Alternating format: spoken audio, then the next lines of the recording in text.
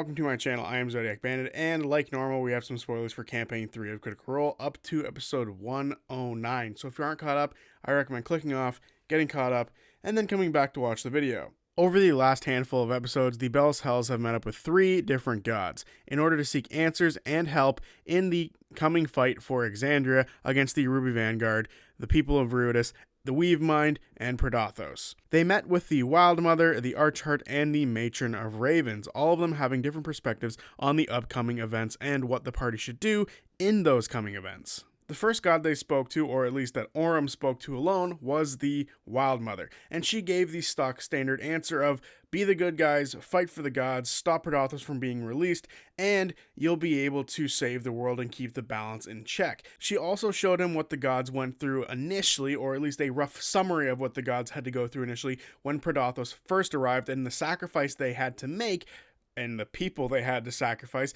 to be able to seal this creature away, the effort that needed to be put into defeating Predathos. She then gave the sword Seedling, Aurum sword that he's had the entire campaign, another upgrade, making it the first relic of the Red Storm. This is a new type of vestige that is created in the modern era, and it is now kind of what the party are seeking. Every time they've met up with another god after this, they've asked for some sort of item or some sort of boon to help them, and this was the first one. The Wildmother represents the option of keeping the gods in place as they stand, keeping them in their position of power, and hopefully leaving them beyond the gate, keeping them back behind the Divine Gate so they don't have to step up themselves and fight. She is asking for the Bell's Hells and the rest of Exandria to fight for them to keep things the way they are. And the next god that the party would meet would be the Archheart in his own temple after it collapsed on them after a mild fight that broke out. And when I say mild, I mean severe fight because it had a Fey dragon inside the building. But after it collapsed, he rebuilt it, leaving the cracks behind because I guess he can't fix the entire thing all the way through. But he then summoned the entire party to his realm and had a conversation with them, where he gave his idea of what they should do involving Predathos, the Red Moon, and some of the more powerful exultant beings that can, become vessels for Predathos. He suggested that the party sneak ahead to the Hallowed Cage and use one of the 2 members of the party who are Ruidus born, and make them the vessels for Predathos to chase the gods off. Because if the gods are still here, nothing will change. Because as it stands right now, they are this close to another calamity, where the Divine Gate will be torn down if everyone who made it agrees, and bam, the gods will now step in to take over this fight, which will likely lead to another calamity. He wants to avoid this. He's also done of not allowing mortals to continue to evolve and to grow. He is sick of the cycle of destruction and then reborn and regrowth and recreation. He would rather them just be able to create constantly. He wants mortals to be able to evolve. Why do the gods keep stifling this? That is his perspective. And for him, he thinks the best option is to release Predathos in a controlled way and then have Predathos chase off the gods. He also gets a mild head start if this were to happen, for he and only one other god would be aware of the fact that this is possible, or at least an idea that's floating around in the Bell's Hells heads, and he is not going to warn the others, specifically the Betrayer gods. And in this moment, he'll be able to run ahead of everyone else, and if they're slower than him, that's too bad. They had the chance to run, and they didn't take it. They could have left and let the mortals be themselves, but it is what it is in his mind. In this situation, the Archheart represents the changing of the guard and the removal of the gods to allow the mortals to grow and expand on their own without anyone lording over them to make sure that it's not fitting a grand divine plan that someone else has set up for them. He wants the mortals to be able to grow, and he wants the gods to move away from Exandria to let that happen. And he's also just tired of being a god, watching the constant cycle of destruction and creation. He wants to move on from it, and he wants his siblings to go with him, and if some of them don't make it, he's okay with that. He represents the choice of being able to remove the gods, but with a massive risk. It represents the unknown. It is unknown if Predathos is really going to just leave the mortals alone and then chase after the gods, or he could use them as, a trap and try to use them to pull the gods back as he's eating them, and oh, look, the gods are coming back. Or we don't know what's going to happen to the vessel. What happens if Imogen or Fern becomes the vessel of Predathos and they can't control it? And now they, in fact, are the ones turning on the people of Exandria, and the gods can't run because they have to help their children, right?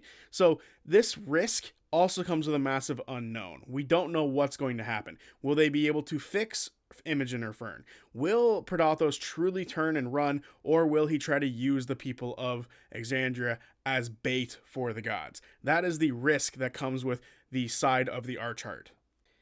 Now, when it was presented to the party, when both gods had talked to them, these were presented as these are the only options that make sense. If you don't do this, you're kind of making a mistake. But then they met the Raven Queen. The Raven Queen, or the Matron of Ravens, represents the choice between the two. She stated that she believes it is best for mortals to be able to make the decision this time around. They should make the choice. They control fate, not the gods this time. The gods should be listening to them and helping them out however they can. The power structure is wrong. The creation and destruction cycle is wrong. It should constantly be moving forward and progressing. She represents a middle point between the two gods prior that the Belshelda had met.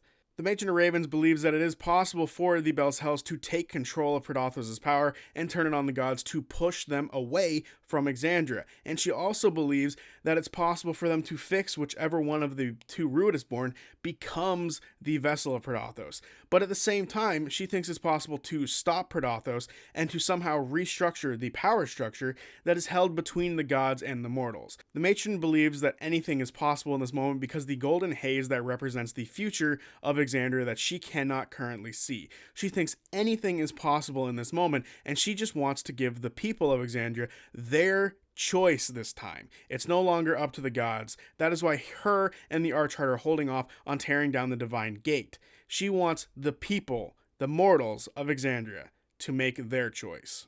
So I ask you, which one do you think is correct? Do you think it makes a lot more sense for the gods to stay in the positions of power that they are, like the Wild Mother wishes, and for the people of Exandria to fight for them to stop this thing from being released? Do you think the gods should be forced to leave and have Predathos be released and chase them away, or do you think the choice should come down to Exandria, not the gods? Because as of right now, the other two choices are choices of the gods, to have Predathos released and chase them off, and to have the people fight for the gods. Those are the two options that are presented to most people. The Raven Queen wants the third one. She wants the people to choose what to do. Do they protect the gods and then tell them to change the way things are going, or do they tell the gods to fuck off and do their own thing somewhere else and take Predathos with them?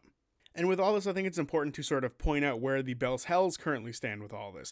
And I think I've pinpointed where most of them are. And the ones that align with the Wild Mother, well, it's pretty simple. It's just Orym. Orym is the only one out of the entire party who I truly believe is just willing not to release Predathos in any form or fashion. He doesn't necessarily agree with people fighting for the gods, maybe alongside them is more his idea, but he would prefer fighting for them than releasing this massive risk that they have no idea how to deal with quite yet. And then there are those who agree with the Archheart, and there's only two of them who sit here, and that seems to be Dorian and Ashton. These are the only two who just outright dislike the gods and would like them to just be removed from the entire concept. They would rather things just continue without them, exist without them. The cycle of life that existed before in Exandria be returned back to the way it was because they're not necessary for it to be there. They would rather the gods just be gone and Predathos released to do so, and they'd be willing to 100% pull that switch if they have to. And then there are those who sit with the Matron of Ravens, people who are sort of sitting in the middle, waiting and biding their time to figure out what exactly is the best option and what choice should be made. And that is the rest of the Belshells: Chetney, Imogen, Laudna, and Fern. Those are the ones who are sitting in this spot, sitting here. It is the majority. They are the ones who need to be making the decision at the end. At the end of the day, after they hopefully defeat Ludinus and whoever is standing beside him at the time when they get to the Hallowed Cage, what is the choice to be made? It'll fall on this group of people right here to understand what exactly is happening and what should be done and why. And I'm sure some of you have noticed the notable absence of a member of the Belshells, and that is because he doesn't agree with any of these. Because as of right now, as it stands, it looks like Breus is on the side of the fourth god that the party have been communicating to, Asmodeus. Asmodeus went to Breus after they met with the Archheart, and he basically said they should release Predathos. It will chase the prime deities away, leaving Exandria alone to be left in the hands of the betrayer gods. And this is what I think is going to happen. I think that after all is said and done and they are in the hallowed cage ready to either make the choice to release Predathos or not, I think Breus is going to betray the party and flip the lever. He is going to be the one to activate whatever needs to be activated to make a vessel, whether it be out of Imogen or Fern, and then he is going to betray the party. I do think he'll regret that option, but as it stands right now, it looks like he's leaning in the direction of following his king, of his god, making sure that his god gets what his god wants, and that is Exandria. And he is going to regret his decision, and he is going to have to repent and earn back the trust of the rest of the party. But I do think this is a very likely outcome, that we are going to see Predathos get released because of Breus, and from there, everything's going to break loose. We don't know what's going to happen.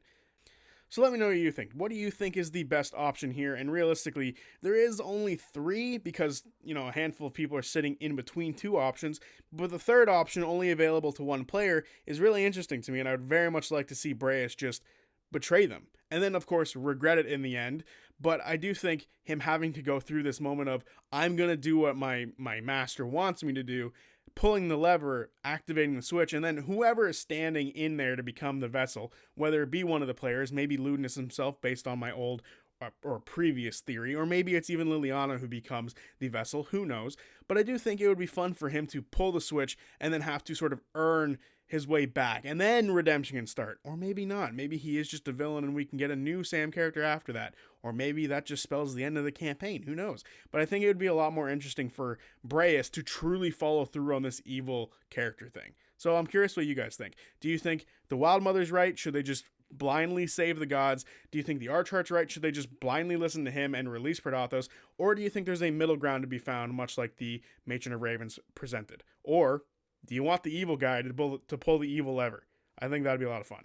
Let me know what you guys think. And I will see you guys on Friday for the recap of episode 110 of Campaign 3 of Critical Role. Till then, peace.